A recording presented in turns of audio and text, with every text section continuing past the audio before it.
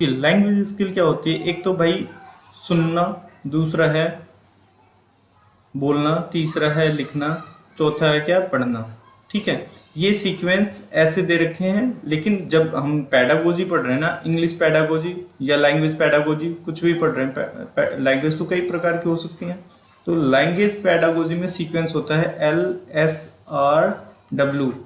L for listening, S for speaking, R for writing, reading, फिर उसके बाद W for writing है। ठीक है ना? लिसनिंग, लिसनिंग, फिर उसके बाद है speaking, speaking, R for reading, then writing. ठीक है, इसका क्या होगा? राइटिंग।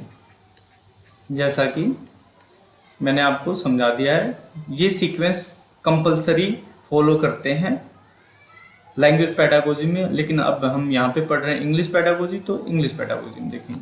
ठीक है, तो वैसे लैंग्वेज स्किल को दो भागों में डिवाइड किया गया। एक तो रिसेप्टिव स्किल होती हैं, जिसमें हम कोई चीज़ रिसीव करते हैं, प्राप्त करते हैं, ग्रहण करते हैं, इंफॉर्मेशन को ग्रहण करते हैं, इंफॉर्मेशन को ग्रहण करते हैं, रिसीव करते हैं, रिसेप्टिव स्किल कहते हैं। तो कैसे हम रिसीव कर सकते हैं? या तो हम किसी चीज़ को सुनकर रिसीव कर सकते हैं, या किसी चीज़ को पढ़कर रिसीव कर सकते हैं। दूसरा एस्पेक्ट क्या है इस लैंग्वेज स्किल का? एक है एक्सप्रेसिव स्किल। एक्सप्रेस कैसे कर सकते हैं? या तो हम किसी चीज़ को बोल सकते हैं, या किसी चीज़ को हम लिख सकते हैं। ठीक है ना? ये है लैंग्वेज स्किल को दो भागों में डिवाइड किया गया है। एक रिसेप्टिव स्किल है और एक एक्सप्रेसिव स्किल है। ठीक है, इसमें हम बाहर निकालते हैं, अपनी बात को बाहर निकालते हैं, और रिसेप्टिव में ग्रहण करते हैं, निकालना, और एक्सप्रेसिव में एक्सप्रेस करते हैं, बाहर निकालते हैं। ठीक है, टू द एक्सप्रेस। नेक्स्ट आ जाते हैं भाई,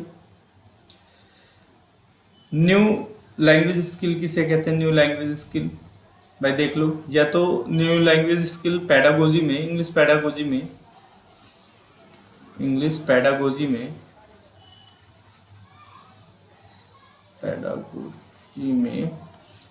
एक तो क्रिएटिविटी को भी बहुत ज़्यादा जोर दिया गया है, और इसका कारण सबसे ज़्यादा कौन है? एनसीएफ 2005। एनसीएफ 2005 है, सबसे बड़ा कारण है। और दूसरा क्या है? इमेजिनेशन को जोर दिया गया। तो लैंग्वेज के न्यू स्किल्स को क्या क्या कहा जाता है? क्रिएटिविटी कहा जाता है, और दूसरा क्या है? इमेजिनेशन कहा जाता है। ठीक है, आगे आ जाते हैं भाई। क्या कह रहे हैं इसमें? Natural order of language. Order of language क्या होता है? नेचुरल, जैसे अगर हमने पढ़ा है, तो मैंने पहले ही स्लाइड में बता दिया कि LSRW होना चाहिए, LSRW होना चाहिए, LSRW होना चाहिए। उसमें पढ़ लेते हैं भाई। नेचुरल ऑर्डर क्या है? LSRW। ठीक है, listening, speaking, reading, writing. Listening, speaking, reading, writing. ठीक है, these skills are inter related skill, एक दूसरे से इंटर रिलेटेड है। अगर हम जितना बढ़िया लिसन मतलब सुनेंगे, उतना ही बढ़िया स्पीक कर सकते हैं, क्योंकि हम जो सुनते हैं वैसा ही स्पीक करते हैं। अब जैसे कहते हैं कि बच्चों पे खासकर मर्यादापूर्ण लैंग्वेज पे ध्यान देना चाहिए, इंपॉर्टेंट चीज़ों पे ध्यान देना चाहिए, क्योंकि क्या हो जाता है? वो लिसन करता है, सुन रहा है तो वही चीज़ बोलेगा। और जो फिर उसके बाद रीडिंग करेंगे, ये फॉर्मल तरीके से रीडिंग जब करेंगे तो वैसी ही राइटिंग होगी, जितनी अच्छी रीडिंग होगी। तो इसलिए क्या है? एक दूसरे पे ये सारी चीज़ें क्या है? इंटर रिलेटेड है। ठीक है, आगे आते हैं भाई। ये है इंटीग्रेटेड अप्रोच में होनी चाहिए, एक साथ में जोड़ के होनी चाहिए, एक दूसरे से जोड़ के होनी चाहिए, है ना? एक दूसरे से जोड़ के होनी चाहिए। रीडिंग, राइटिंग, स्पीकिंग, लिसनिंग, ये सारी चीज़ें एक दूसरे से जोड़ के होनी चाहिए। और होल लैंग्वेज अप्रोच होनी चाहिए। ऐसा नहीं है कि भाई सुनना आ गया, बोल नहीं पा रहे हैं, लिखना आ गया, पढ़ नहीं पा रहे हैं, या पढ़ना आ रहा है, लिख नहीं पा रहे हैं। तो ये सारे एस्पेक्ट को होना चाहिए भाई। लिखना भी आना, सुनना भी आना चाहिए, बोलना भी आना चाहिए, पढ़ना भी आना चाहिए, और लिखना भी आना चाहिए। ये सारी चीज़ें होनी चाहिए, LSRW होनी चाहिए। ठीक है, आ जाते हैं भाई holistic approach in language. Holistic approach in language कैसे हम इनको एक दूसरे से जोड़ सकते हैं? जैसे एक दूसरे से देखो, एक रोल प्ले मेथड जो होता है, रोल प्ले बच्चे में प्ले कर रहे हैं तो कुछ चीज़ों को क्या कर रहे हैं, कुछ श्रोतागण होंगे, श्रोता मतलब लिसनर होंगे, और कुछ स्पीकर होंगे, सुनेंगे, बोलेंगे, ये सारी चीज़ें। तो यहाँ से एल एस का हुआ, और आर डब्ल्यू इसमें होगा, आर डब्ल्यू, और इसमें एल एस भी हो जाएगा। स्टोरी क्या है कि भाई टीचर सुना रहा है, बच्चे सुन रहे हैं, और बच्चे रीड भी कर सकते हैं और राइट भी कर सकते हैं स्टोरी को, है ना। तो ये सारी चीज़ें, ये चारों के चारों एस्पेक्ट रोल प्ले में भी आ जाएगा। रोल प्ले, जो रोल प्ले कर रहे हैं, पहली बात तो वो क्या है, स्क्रिप्ट होगी उनके पास में, उसको पढ़ेंगे, या और जिसने राइटर होगा वो लिखा होगा। तो ये चारों एस्पेक्ट यूज हो रहे हैं, लिसनिंग, स्पीकिंग, रीडिंग, राइटिंग, ये बार बार कहा जा रहा है। तो इसको बहुत ज़्यादा इंपॉर्टेंट पॉइंट है, सीटेट में बहुत बार पूछा गया है। सीटेट में कम से कम 7-8 बार पूछा जा चुका है कि सीक्वेंस क्या है। तो सीक्वेंस क्या है, LSRW, लैंग्वेज स्किल के सीक्वेंस क्या है, तो LSRW है, ठीक है। और हमें जो इनका असेसमेंट करना है, मूल्यांकन करना है, तो किस मैनर में होना चाहिए, इंटीग्रेटेड मैनर में होना चाहिए। ऐसा नहीं देखना कि बच्चे भाई बढ़िया राइटिंग कर रहे हैं तो राइटिंग के ही मार्क्स दे दे और पूरा फुल मार्क्स नहीं, उनमें सारी चीज़ें, लिसनिंग, स्पीकिंग, रीडिंग, राइटिंग, सब पे चेक करना है। और इंटीग्रेटेड मैनर में जब ये सारी चीज़ों में ठीक होगा तो अपने आप लैंग्वेज में ठीक हो जाएगा बच्चा, ठीक है। आगे आ जाते हैं भाई, लिसनिंग स्किल के बारे में थोड़ा सा पढ़ते हैं। ये क्या है, कौन सी स्किल है, रिसेप्टिव स्किल है। लिसन मतलब अपने इंफॉर्मेशन को क्या कर रहा है, ग्रहण कर रहा है। देखो कान में आवाज़ जा रही है। अब इसके बाद है टू मेक मीनिंग। भाई अगर जो आवाज़ जा रही है उसका क्या है, अर्थ ग्रहण करेगा, अर्थ बनाएगा। मेक मीनिंग, अर्थ बनाएगा बच्चा, ठीक है। फिर उसके बाद उस अर्थ बनाना मतलब एक तरीके से अब उसकी बातों को अपने अंदर डिकोड करना, अपने अंदर ग्रहण करना। डिकोड करना मतलब दूसरे की बात को अपने अंदर, लिसनर की बात को, लिसनर क्या कर रहा है, लिसनर क्या कर रहा है, लिसनर क्या करते हैं, स्पीकर की बात को अपने अंदर क्या कर लेते हैं, ग्रहण करते हैं और उसको डिकोड करते हैं। फिर डिकोड करते हैं कि अपने अर्थ में लाते हैं कि भाई उसने जो कहा है उसका अर्थ अपने मन की शक्ति से उसको ग्रहण करते हैं, ठीक है। डिकोड करना इसको कहते हैं। अब डिकोड में क्या क्या हो सकता है भाई, इंटोनेशन बहुत इंपॉर्टेंट वर्ड है। शब्द जब उतार चढ़ाव हो जाते हैं, कभी कभी क्या होता है कि कोई किसी चीज़ पे स्ट्रेस देना हो तो क्या कर देते हैं हम, अपनी आवाज़ को क्या कर देते हैं, वॉइस को क्या कर देते हैं, इंक्रीज कर देते हैं, स्ट्रेस। और जहाँ पे प्यार से बोलना होता है वहाँ पे क्या कर देते हैं, अपनी आवाज़ को नीचे कर देते हैं, डाउन कर देते हैं पोलाइटनेस के लिए। तो स्ट्रेस देना, बातों की आवाज़ के उतार चढ़ाव को, बात करते टाइम में आवाज़ के उतार चढ़ाव को ही इंटोनेशन कहते हैं, ठीक है। रिदम होना चाहिए, ठीक है। और फिर उसके बाद क्या होता है, लिसनिंग स्टिमुलस, गैप होनी चाहिए। जैसे ऐसा नहीं है कि लगातार बोलते जाओ, जैसे मैं कभी कभी स्ट्रेस देता हूँ तो इसका मतलब क्या है कि आपकी थिंकिंग प्रोसेस भी इन्वॉल्व हो उन सारी चीज़ों में। मैं लगातार एक ऐसे की तरह बोलता चला जाऊंगा, भाई ऐसे होता है ऐसे होता है, तो आपको क्या लगेगा कि गैप नहीं दिया। जब गैप नहीं दूंगा तो आपको पंचुएशन मार्क का नहीं पता चलेगा, स्ट्रेस का नहीं पता चलेगा, साउंड क्लियर नहीं होगी। आप जो इन्फॉर्मेशन देना चाहता हूँ मैं उसमें मिस इंटरप्रेट कर लोगे, गलत समझ लोगे, ठीक है ना, गलत समझ लोगे। तो इसलिए क्या किया जाता है, इंटोनेशन किया जाता है, रिदम बनाया जाता है, और उसके बाद क्या है, गैपिंग और स्ट्रेस दिया जाता है साउंड में, ठीक है। आगे बढ़ते भाई, टाइप्स ऑफ लिसनिंग स्किल क्या होते हैं। लिसनिंग स्किल एक तो टाइप होती है एक्टिव लिसनिंग। इसमें जो बच्चा वो क्या होता है, बहुत शांतिपूर्ण तरीके से ध्यान से सुनता है, एक्टिवली पार्टिसिपेट करता है, ठीक है। अगला क्या है, क्रिटिकल लिसनिंग।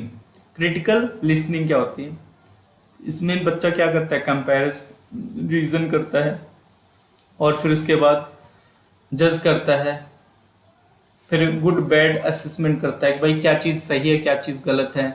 एक तरीके से बच्चा यहाँ पे क्या कर देता है, बहुत सारी चीज़ों को कंपेयर करने लग जाता है, एक दो चीज़ों को, एटलीस्ट टू थिंग्स को क्या करता है, कंपेयर करता है, इसलिए क्रिटिकल कहते हैं।